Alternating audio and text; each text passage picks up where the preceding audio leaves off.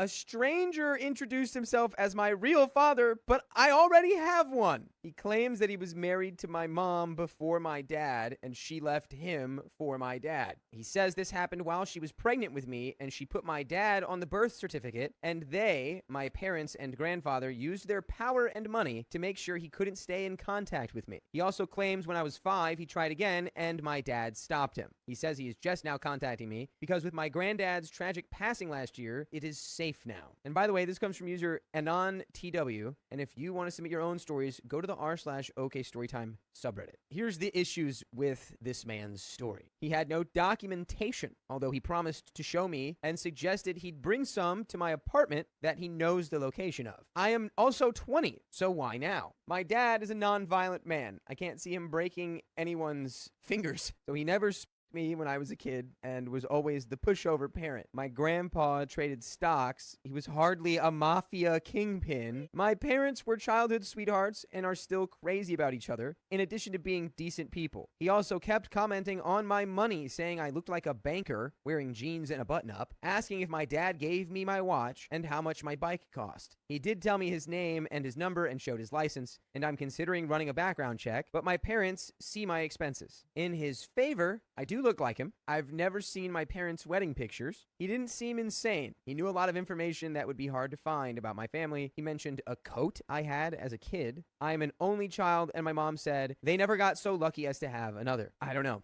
I would usually ask my parents, but my mom just got diagnosed with cancer. And I don't want to worry her or my dad that some psycho is trying to swindle me or pester or harm me. I called my real dad first, deciding that he was a better call than fake dad or the cops until I assessed the situation. I asked if he knew this guy. He responded by asking if I was at my apartment. When I said yes, he said he'd be there in half an hour. Crap, this isn't good. And there's another edit. He is my biological father. My dad and my mom showed up. He said it was more her story than his, and apparently, when they were married, he was harmful. And when she told him she filed for divorce, it did not end well. She decided promptly that he would never get near enough to hurt her child. Her childhood best friend offered to marry her. This is all pretty convoluted. My life and parents are a lot different than they were this morning, and there are some comments. What happened after your parents came? I opened the door, and I was surprised to see my mom. Although I should have known he wouldn't come alone, both because that's not how they do things, and because on Tuesdays at that time, he's usually home between business and racquetball. We greet. My mom hugs me. My dad just puts his hand on my cheek and says that I'm everything he could want in a son.